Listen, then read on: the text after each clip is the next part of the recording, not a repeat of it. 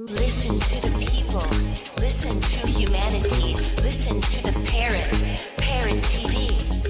Parrot TV. Parrot TV. Parrot TV. Parrot TV. Parrot. Listen to the people.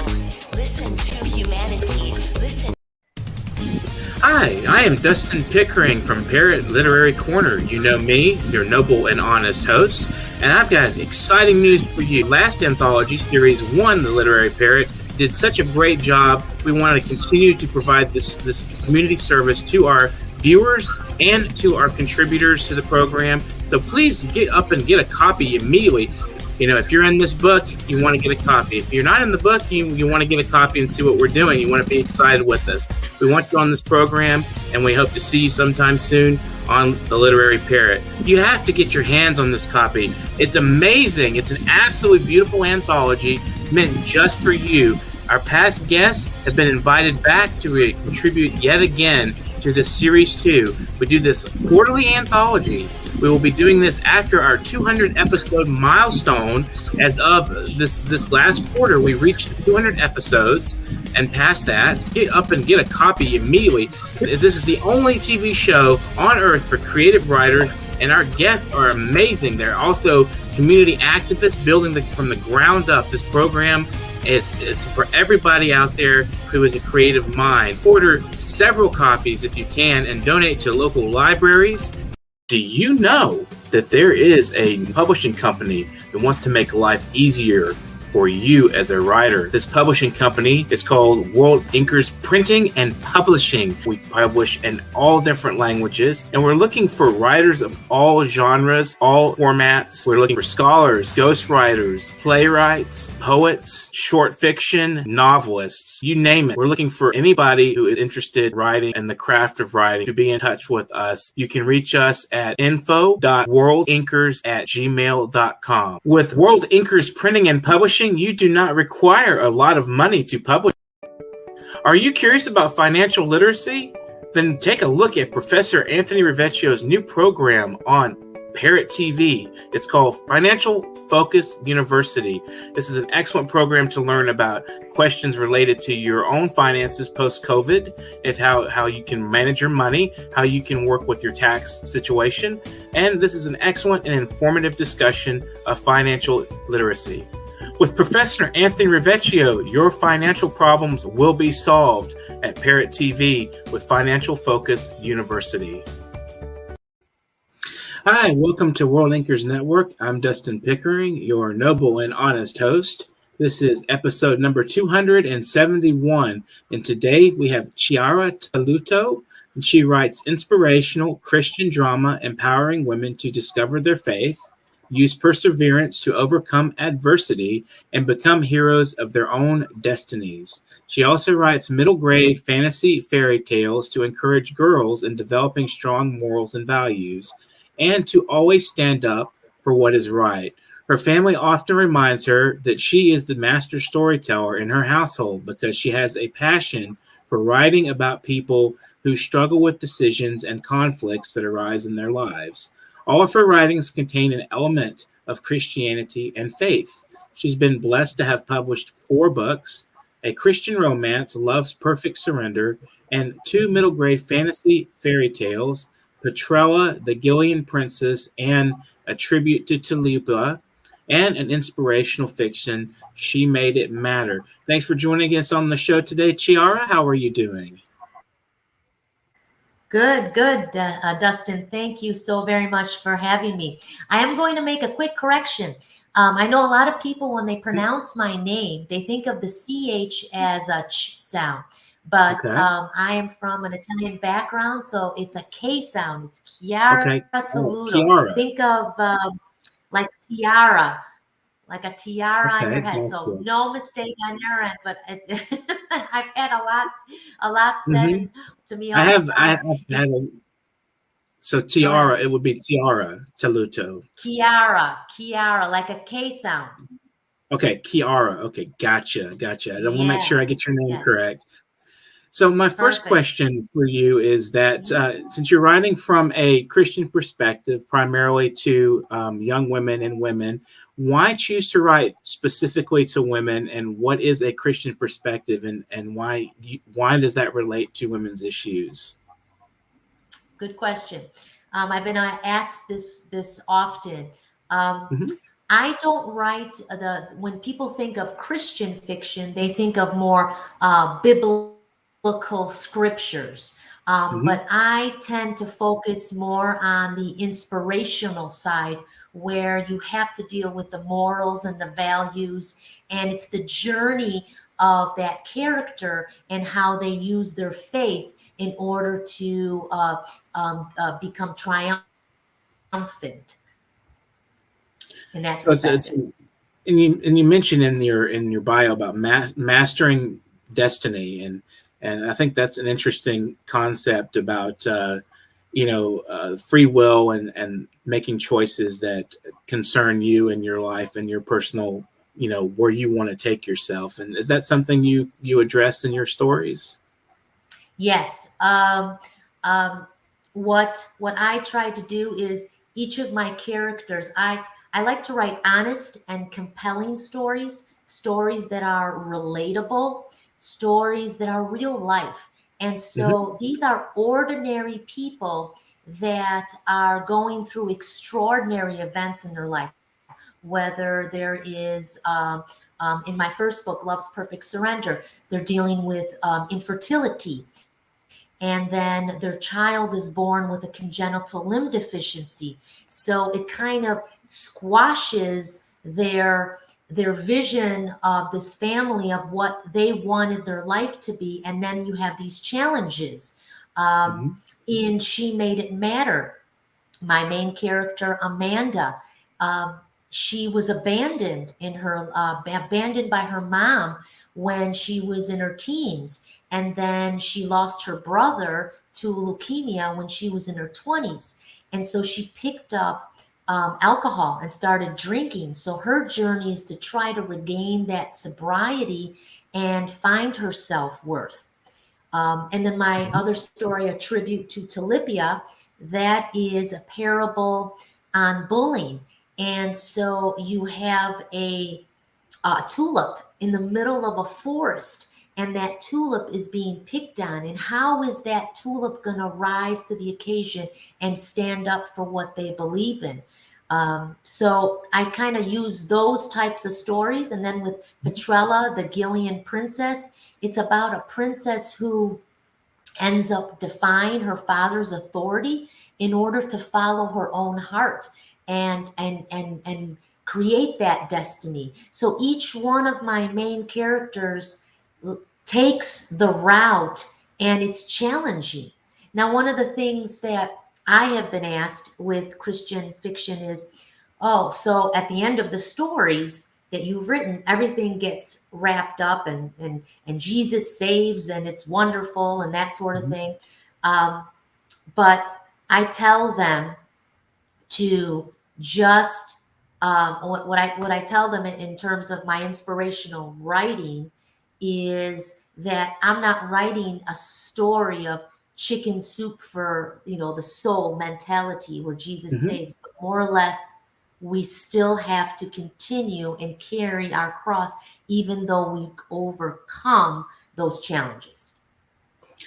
Would you say that a lot of these kind of challenges that common people face are to help instill a kind of dignity and self worth in people? Is that a lesson you like to impart through your stories? Yes. My faith, my Christian faith, is very, very big. I didn't start out as a Christian writer. It just happened because I've always gravitated to stories that have morals and values. So when you have that, you want to, if I gravitate to that kind of writing, I want to be able to write that so I can encourage people to find their purpose in their life. So, and this is like a life owned wisdom. I mean, you're not writing from like the clouds. This is stuff that you've faced and you've seen yourself. I mean, I'm assuming because a lot of people will criticize a Christian author as saying, "Oh, well, you're just writing that from from the church," kind of thing.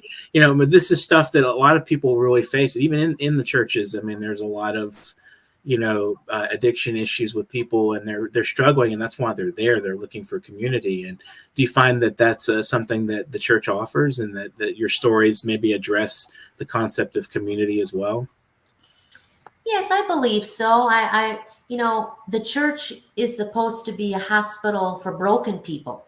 Mm-hmm. And so that would be the expectation, is where can I go to get the help that I need if I'm going through a divorce, or if I'm having issues with my children, or if I'm battling various addictions and things of that sort. You want to have that community. So my stories, both for grown-ups and for middle grade aged children, is to provide another outlet so that they can read about these stories and say, I've been feeling about the same thing, or I've gone through that, and maybe I can get more courage, and maybe I can go and get help. Suicide rates are really high among teens, and drug addiction and things like that. So someone doesn't want to pick up a phone, but maybe they can read a story that talks about being bullied into that drug addiction, or feeling that less self-worth. It's an excellent approach, I think, and it's a very positive moral. How long do you think it takes on average for you to write one of these books? Well, I'll tell you, my first book, Love's Perfect Surrender, took 9 years. Oh, wow. But I had 2 children in between. Mm-hmm. And Petrella the Gillian Princess and A Tribute to Talipia took about a year, 2 years, and both of them have been inspired by my children and the things that they have gone through. Mm-hmm. And then She Made It Matter took about another 9-10 years in between. So I'm not in the hurry, Dustin, to get those books out. I'm not a best-selling author. I'm just a nobody trying to encourage people to find their purpose through stories, and that's my communication means. So it's not something that I have to meet on a deadline. I'm an independently published author, and so I prefer that, to go at my pace. But I know some people take a lot longer. Mine is just what it is right now. I'm actually working on a short story, Christian dystopian. I can never say that word correctly. And I wrote dystopian. Thank you. Mm-hmm. I wrote that back in 2007. I've resurrected it. It's a short story, and now I'm making edits and making changes and things like that to it right now. That sounds interesting. Why did you choose a fairy tale structure? Is there a type of lesson that you think fairy tales impart, or an insight that they can offer? I do. Both of them. I have 2 daughters, 11 and a half and 13 and a half. And they've always been very interested in, Tangled and Cinderella and Frozen and all those different stories. And so I was inspired to communicate so that they would see the story as almost a fairy tale, but having the moral and the values underneath it. I've never dabbled in children's books. It was something very new for me, but I found it exciting because it wasn't something I was used to writing about. And it was a good challenge to write the stories in order to teach them the lessons. And I hope in future stories, when I write more, I will be able to have those morals and lessons hidden in there. So it's not preaching, but more of an experiential lesson learned. So, have you had any readers' comments back from your work, and what kind of comments do you get? I've gotten overall, thankfully, I've gotten overall some very good feedback. Um, some of my readers will say you delve into heavy topics. Hmm. Um, like abandonment and alcoholism and infertility and things like that. So those are hard to have conversations in and of itself, Hmm. and I take those seriously because I know people struggle with those types of things in their lives. So that's Hmm. a good plus from that standpoint. Um, my writing is relatable. It's it's not flowery. I'm not that kind of writer. I just kind of put it out there and I let the reader determine how they're going to um, receive it. So that has been positive overall in the type of writing that I do. How would you describe the central message of Christianity as it relates to your work? You can start again. You can always have a fresh start. Hmm. Forgive yourself. You are worthy in this world because you have been placed here for a reason and during this particular time period. Um, and that you are valued and you do bring something in your life for others to see. And maybe it's a smile at the grocery store when we're not wearing our masks, or it's or it's someone, you're touching their hand, or just calling them or texting them or what have you. So I think those kind of things are important and you don't want to lose them. Within the last couple years with the pandemic and things, I think we've become somewhat isolated in a sense and afraid, and we need to lift that fear so that we can bring in the goodness and then be able to push it back out. So what was the motivation for you to write your first book? Is there something in your life that you decided I'm going to sit down and write, or was it just you started writing and it just evolved, or how did that process happen for you? Love's Perfect Surrender was a story. I had a dream about a little girl, and for some reason, she was missing part of her limb. And I didn't know what her purpose was. And I thought, well, how can I bring her story? Because, people will look at this child as challenged. She's not normal. She's missing her leg below her right knee. And so I kept thinking about her and thinking about her and thinking about her. And then I thought about a couple who, when you get married, you have all of these dreams and aspirations. We're going to have the beautiful house and the white picket fence and 10 kids and, have $1 million jobs and so on and so forth. So what I did is I married those two ideas together, and it kind of makes someone think about um, surrendering your expectations, because when you surrender your expectations, you let love in. And that is the main idea and the main theme of that particular story. That's fascinating. We're going to take a brief break, but we'll be back with you if you would like to read us a couple of excerpts from your books. So we'll look forward to that. Enjoy this Okay. little song for a minute here. All right.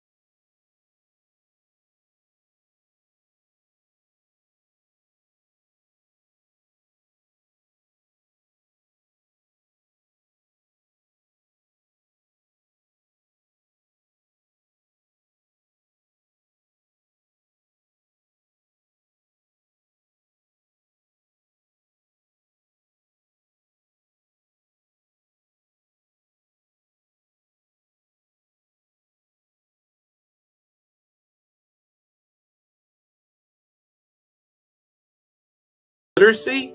Then take a look at Professor Anthony Rivecchio's new program on Parrot TV. It's called Financial Focus University. This is an excellent program to learn about questions related to your own finances post-COVID, and how you can manage your money, how you can work with your tax situation. And this is an excellent and informative discussion of financial literacy.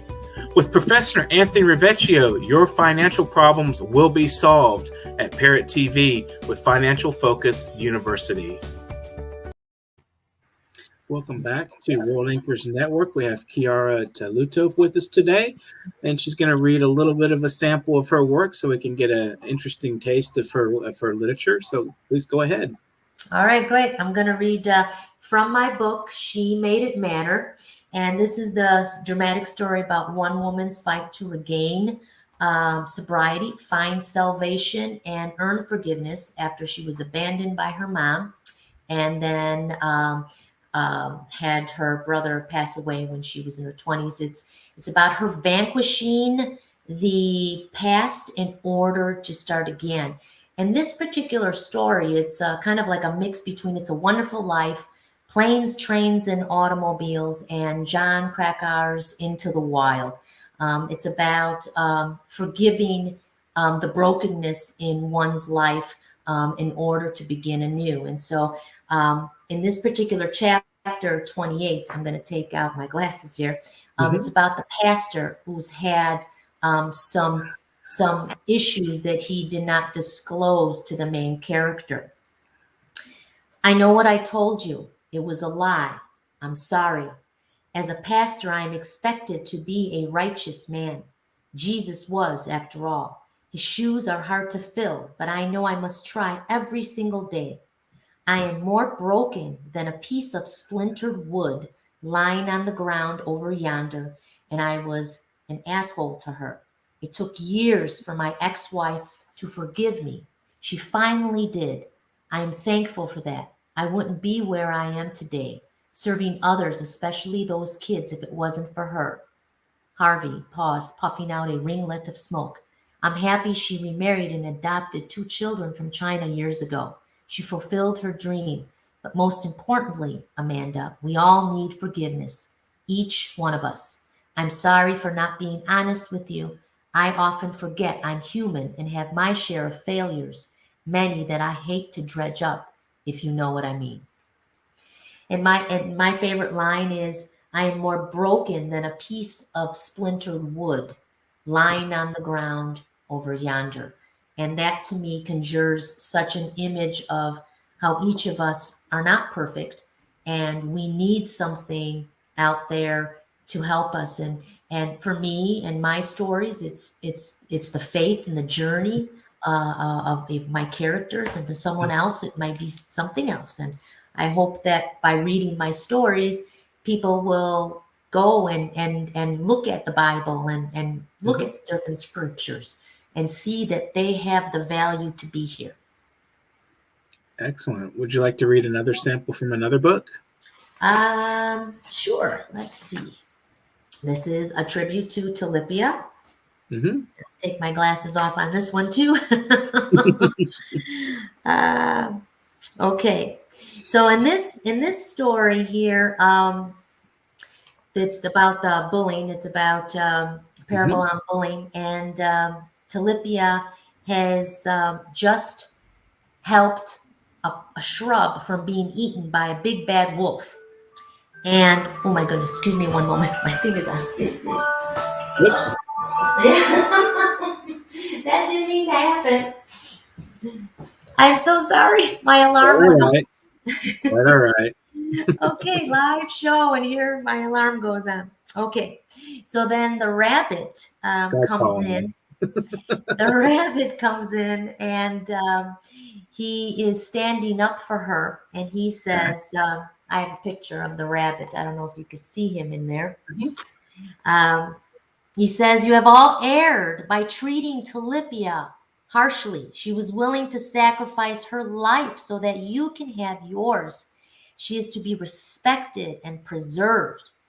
The greenery humbly bowed down to her in apology. What's this? She whispered. The rabbit stood on its back legs. Talipia, you have always honored your mother and father through your actions. Thank you for demonstrating what bravery looks like. I'm also grateful for those that came forward to help you before it was too late. Talipia was shocked at what she heard and saw. Her courageous effort to save her neighbors was simply a selfish attempt at keeping something bigger protected. The hare concluded, you are one big forest family. Act like it. Help each other out. This particular book, I aligned myself with an organization called Mhm. standforthesilent.org. The founder, Kirk Smalley. Hi, Kirk, if you're watching. Great, wonderful man.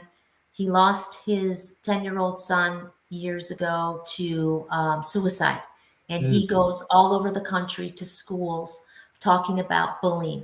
And so he has used my book in his school events and things. And for every book that is sold, I do provide a donation to Stand for the silent.org. And I think it's very important in the day and age that we live to help kids know that they should not be bullied, and they have to stand up for themselves to fight the bullying that is occurring. Yeah, I was a victim of bullying myself, and it leaves quite a lot of scars on you for Yeah. a long time. And it tends to be the more vulnerable kids, with people with disabilities, kids Hmm. that are socially awkward, have troubled families already. Yes. It can be very much be those kinds of people. It's like the ones that are not as able to be confident and stand for themselves, regardless of what the reason is. A lot of the tougher kids, they come around and they think they're throwing their weight around. It's really it's the school environment can be very frightening. Yes. Yes, it can, and it's tough out there. We have to Mhm. equip the kids to to um, to to equip them from the head to the feet, and Mhm. giving them the confidence and the courage that they need to go. And it is a tough age, and when you're in middle school and high school, um, with all the things that are going on. So um, Right. I Transitions and personal transitions and learning about the world as it is. I mean, you come from like basically being a kid kind of in a little, kind of almost still in the crib, all of a sudden you're in yeah. the real world. That's how I felt when I was in sixth grade. I was like, what is Oh, this place? yes, it's You very learn hard. slowly. It is. So, what is one way you feel that you handle conflict and and its resolution in your stories with the Christian perspective? Hmm.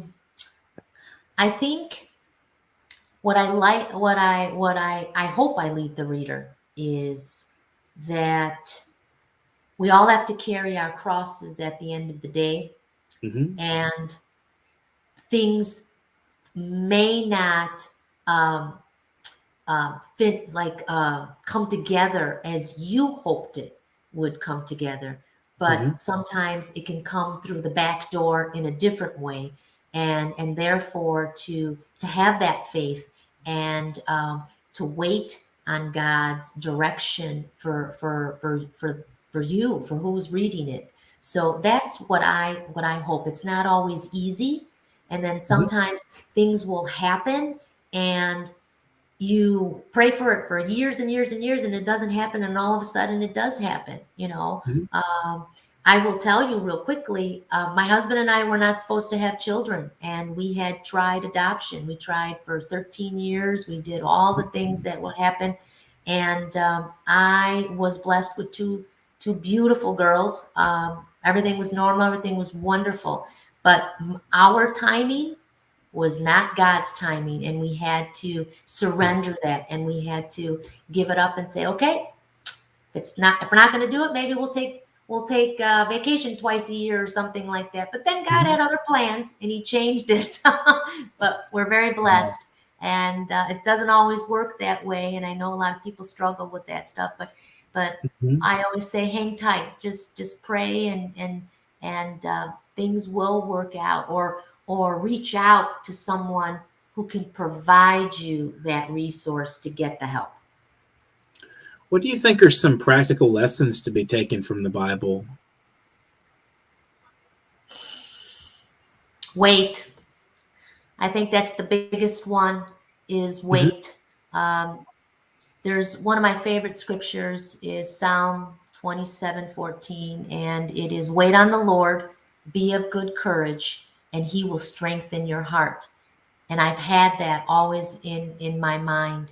And the second one is do not fear, faith over fear. And the other one is 2 Timothy 1:7, which says, God didn't give you a spirit of fear, but he gave you a spirit of love, um, and sound mind. And I can't remember the other word, but it's something like that. It's 2 Timothy 1:7. You can double check on that. So, but that one is a really good one that I'm learning now, to not fear, and to go out there and put it all out there in everything that you do, in your job, in your personal life, in your schooling. Go out there. What is the worst that can happen? Give it Hmm. a try. So, how would you advise people to develop their own faith? What do you mean by develop their own faith? Like Like, strengthen it, like, I mean, it's something I think that it's part of the growth process. It's not like you're just inborn with a belief that everything is meant for you and that kind of thing. I mean, how do you develop the patience and strength that we're discussing now, and from your experience? research. Okay. I did the Bible in 1 year, but it actually took me 2 years and 2 months. And so I read it from cover to cover because I wanted to, growing up Catholic, I've always known the New Testament and the Hmm. Gospels, but I wanted to know the beginning and Hmm. how it was all reflected through there. And so I always tell my children is, if you want to know something, don't just take one particular, resource. Always look at all the various resources and investigate them, and think critically for yourself, and not just go on Google, because Google doesn't have all the answers. Hmm. So I Right. would definitely say that I took that step, and it was risky because all I knew was one side of the book, and I was apprehensive about going to the other side. And then when I kind of put it all together, it's given me a bigger perspective on how I live my life right now. And I'm learning patience, and I'm learning to wait, and I think that's helping me overall in my life. Wonderful. So, what final message would you leave with the viewers today? Whether it's about writing, courage and continuing your craft, or anything of that nature, what would you say to the viewers? I would say take that chance in life, Hmm. do the best that you can. And sometimes you're going to have to stand by yourself. But once you surrender those things that are pulling you down and keeping you from doing something, you'll see that the little progress steps in order to make your life right again and make it matter. And that's what I would say. Wonderful. Do you have any thank yous or shout outs to supporters, friends, family, anyone that you'd like to say hello and thank you to? Yes, I definitely like to say hello to my editor, Dennis Hmm. DeRose. He was on your show on episode 255. So, hi, Dennis. Thank you. He edited the last three of my books, Tribute to Talipia, Petrella the Gillian Princess, and She Made It Matter. So, I want to say thank you because he encouraged me to come on the show. And I want to encourage all of the audience out there to read, and open up your minds to a lot of different things. And if you have the faith of inside you, and whatever faith it may be, I would say keep researching it, and all the best. So God bless. Well, thank you so much, Chiara. It's been really pleasant talking with you, and I wish you the best of success in the future. Just keep writing your works, and I think that you're fighting a lot of good battles for people that need to be that their voices need to be heard. So it's in regard to the bullying and things of that nature. So it's wonderful that we have people that are trying to get the dark forces at bay a little bit out there. It's a very difficult world right now. So thank you so much for joining us on the program today. Terrific. Thank you very much, Dustin. I appreciate it. Thanks for joining us today, guys, for the program. And if you have not subscribed to our YouTube, like, share, and comment, please do. We'd love to hear from you.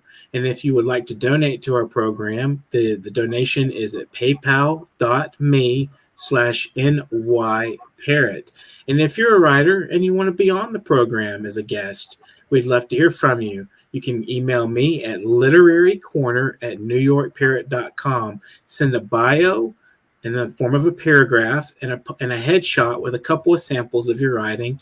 And we're looking for all kinds of writers. We're looking for poets and we're looking for biographers and scholars, short stories, short fiction, anything, any creative mind. I mean, if you're writing screenplays, if you're an actor or an academic and you want to discuss your ideas, we'd love to hear from you. Again, you can reach me at the Literary Corner at newyorkparrot.com. And again, please subscribe to our channel and support us at paypal.me/nyparrot. We definitely want to keep this program alive and well and free to our viewers and free to our guests. So please donate in any amount you would feel comfortable with. We'd love to also hear from you as far as suggestions or any kind of commentary you have on the program.